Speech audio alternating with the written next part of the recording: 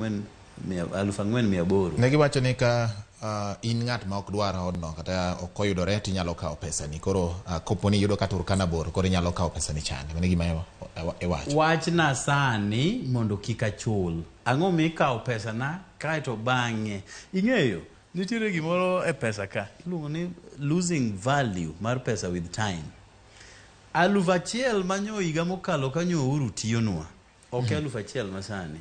1,000 ma higa mokalo ne nyadhi e supermarket me kwanye gik moko 2 adek iduogo godo. Sani kidhi ga 1,000 osiepna gimidhi duogo go en gima useless nikech value mar pesa osedhi piny.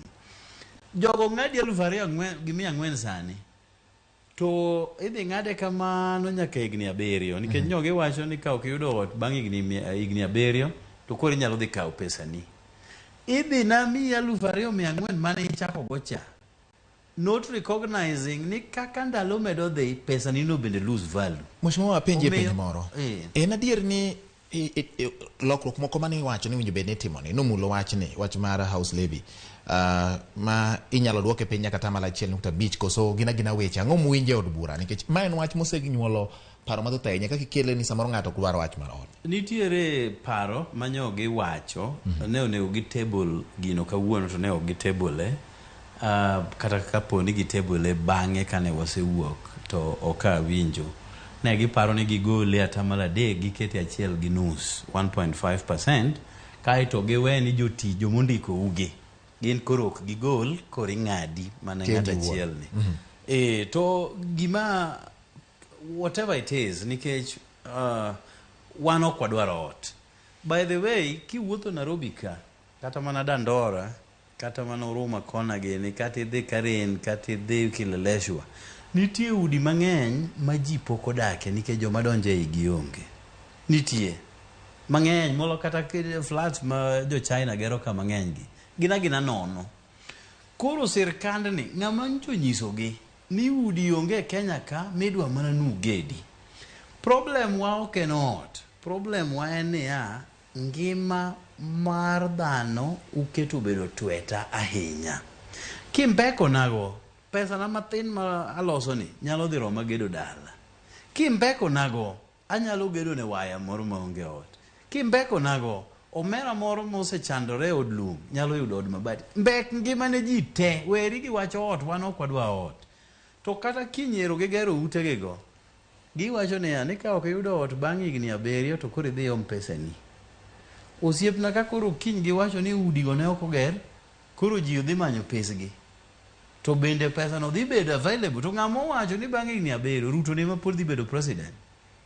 En sure manade no dhi yombo 2027 monyisa ni bang' higni 7 nikech sirkande gi lokore. Don koro obedo polisi ma sirkal ni ne oji otero pesa koro inyalo dhi omo mari kata sirkal lokore but gik mariembo sirkal bede migepe mag sirkal ji ema wuok to jog bede migepe go to pod gin mana makama. Nitiere gimoro sirkal kae ma president nego iluongo ni executive order. Yes. Kata veto power ma president kende manigo. Inyalo paro ko Uhuru nodagi ndiko judges moko manonego dhi e court of appeal nikech jo FBI mo America nondiko report mar ng'ato ka ng'ato gimomiyo jogo konego donje offices go. Ka Ruto nodonjo bedo president chieng' mochamo muma no emondike judges go makinyne gichamo muma. Ruto nodhi mochako ndiko PS mana mar police madil gi police kende gima ne onge policy wa machon. Omiyo ok inyalo wacho ni policy ma sirkal en gimosiko kata sirkal olokore. Ng'at mobiro donjo no be biro donjo mana gi meke.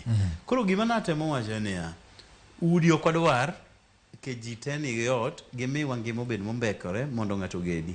Be pok anyisogi ne adwa ot mar bedrooms adi. Eto sirkal ni nong'e na adwaro 2. Samora nadwaro 1 kende. Samora nadwaro bedrooms 3. Ini chuna gi bedrooms mang'eny nadhi timo nade. Koro mana 1. Namba 2 ma gombo ni wamul ma pek molo mwawacho gi te. Ing'isa ni sawa ochiegni rumo koro wacha ni mi dwani mul no ma pek no.